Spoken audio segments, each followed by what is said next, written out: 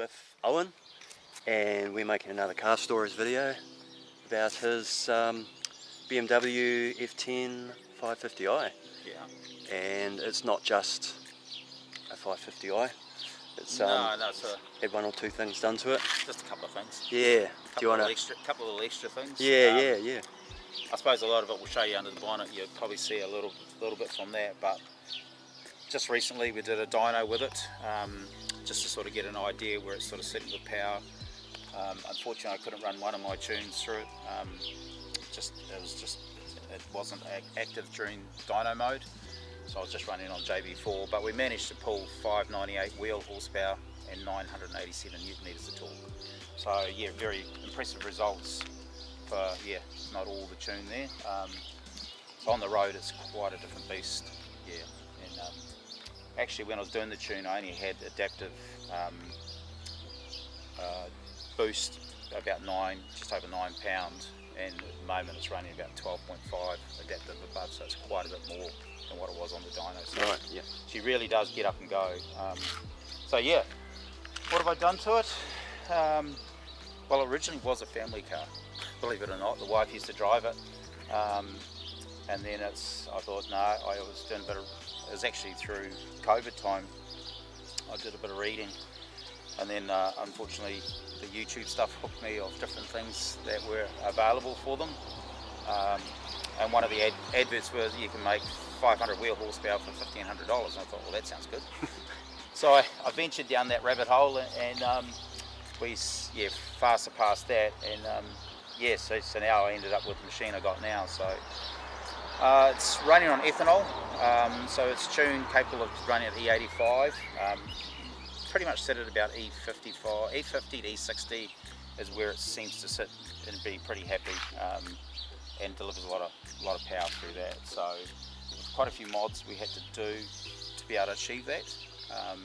It can't just do it on its tunes alone, so we've had to add charge pipe injectors and so forth to get that extra fuel.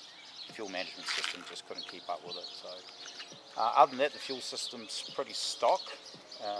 We put a larger low pressure fuel pump just to keep up with the fuel demand, so that's about another 30% more than the standard, so it delivers enough fuel to it now, so which is good. Stock turbos, so we're just running stock turbos, so they certainly can punch a lot of power from stock turbos, quite amazingly. What else have we done? We've got catalyst downpipes. There again, they will be modified because we've got a 3-inch pipe all the way right through to the rear. So we just got adrenaline perforated resonators midstream, and then at the back we've got M5 race mufflers at the back, which is Super Sprint M5 race mufflers. So it's straight through otherwise. Then we've got we've got high power coils and that in it. We've got 2-step holder plugs in it. We've reduced the engine temperature just to help look after the engine, because otherwise it starts running pretty hot. Blanketed up the turbos just to keep that temperature around the turbos, not under the hood and trying to melt everything. Cold air intakes, as you can see in the grille, so they certainly make a lot of noise, and they certainly help with this tune. It makes a big difference.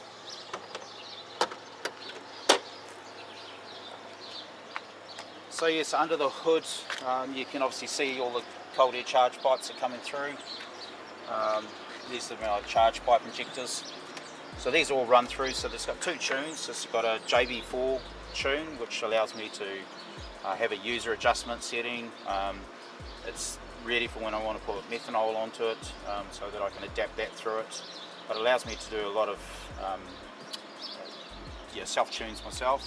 And then it has a flash tune, which that ECU went across to the States to get a flash tune. So that's come back. Did some catch cans on it to do any blow-by. There's catching any oil. Just with the boost that's running through it, we're going to get a lot more excess engine blow-by. So that's catching anything there. We have this little unit here is our ethanol analyzer. So that tells me exactly my ethanol content that's running in it. So it certainly keeps me in tune with it. It auto tunes itself on ethanol, so if I drop it right down to just gasoline, it'll detune itself back, and if I vice versa bring it up even higher, it'll self-tune itself. Yeah. So it makes it pretty cool. Just love these because it's nice and easy to take off, but it sort of gives you a good idea. It's the turbo blanket hiding under there, keeping everything there, so catless. And like I say, the 3-inch pipe that runs all the way to the back. Yeah. So these are charge pipe injectors, so they're only active above 8 pounds of boost, so they're not running all the time, so it's just when it needs extra fuel that's boosting that into it. So it certainly makes a huge difference. Without that, I wouldn't be able to achieve to run.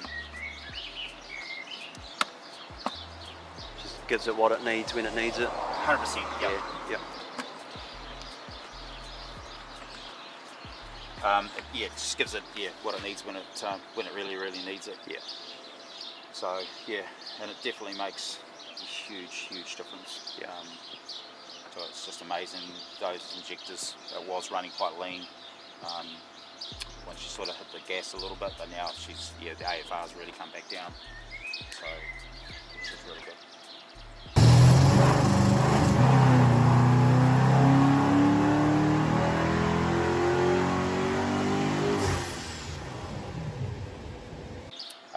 Engine's stock, so it's just completely stock. It's done just under 100,000 Ks now. Hasn't been apart to my knowledge. The day's coming that I will be pulling it down and forging it to give it a real big release of life. But that'll be in the next year or two where we strip it and do some major mods. And then we should be sort of 1,000 plus beast once we do a few more things and ethanol on it. Yep.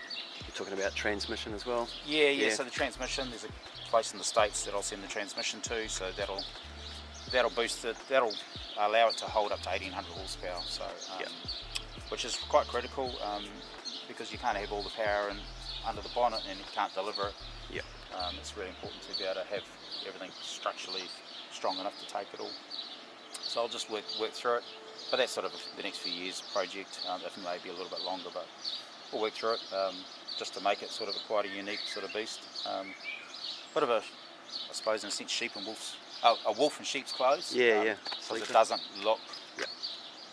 It looks like a grandpa's car. Yeah. But it certainly doesn't sound like one. No, it doesn't. Yeah. Bit of standard wheels and that on it. Yep. Yeah. It's due for some rubber soon, but I'm tempted to exploit what I do with it here. Yeah, it's that decision you got to make when you go to change your tyres, is whether you do something else at the same time or not. Yeah. And you can see the whole exhaust is racked underneath. There you go. So it's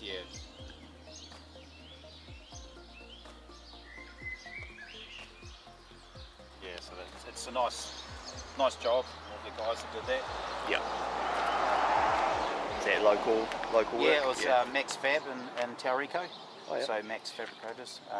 They built the whole exhaust system. Yep. And then modified all the downpipes, so she's 3-inch all the way. There's no restrictions anywhere. Yep. It certainly gives it a lot more growl. And then we also run at the moment running the XHP trans tune. Yeah. So just sort of dialed that into the engine sort of tune now. To suit. Yep. Yeah. It just helps deliver that power through. So bumped up all the pressures and just allows it to just hang in there. Yeah. There's a lot of power going through there. So so this is the JV4 mat that I've got sort of sitting up there. So we've got boost here, we've got the ethanol content that's running in the machine at the moment. We get our AFRs, which is our fuel mixtures. We've got intake air temperature, RPM, and that's the current map that's sitting on there. So we have up to 8 maps, but 6 is one that I can tune myself. Right, okay. Have you done anything to your suspension yet, or? No, it's just in Sport Plus. Right, yeah. So one of the tunes only is activated in Sport or Sport Plus. So that's a reflash tune. Right, okay. So the ECU went away to the States and got reflash. Yep. And then come back. Yep. Now she's what she is. It rides really nicely. Yeah, and you can flick it quite comfortably back to Yeah. comfort mode, and that's what I like about the 550s. It's just so easy to flick between. If you wanted just a car that just cruises, or if you actually want to turn it into a bit of an animal, Yeah. just turn it on. Yeah. I think there's something I noticed going from a 5 down to a 3 is just that, I mean, you know, you're in a different league here again, but just the cruisiness that you can have in a 5 Series, you know, that feel of luxury that you lose when you go to a 3. Yeah, and that's what I liked about it. I drove M5s and stuff, and yeah. I was looking at that going that way, and it's just all or nothing all the time. So right, yeah. It originally started off as just a family car, and then I thought, nah, couldn't do something a little bit different here. So that's when you took it off the wife, got the wife a car, and then become what it is today. Yeah. Now she doesn't even drive it. I think she'd like to. Yeah. Bit afraid? Yeah, I think she's probably a little bit afraid of what it's like.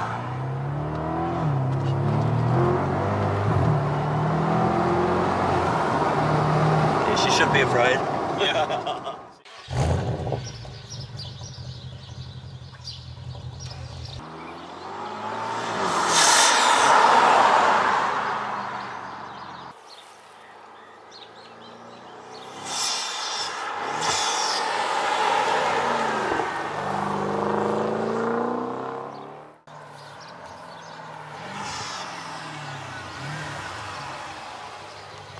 So you've just seen another Car Stories video, and very thankful to Owen for showing us his 550 beast.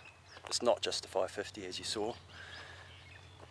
So yeah, stay tuned for more videos.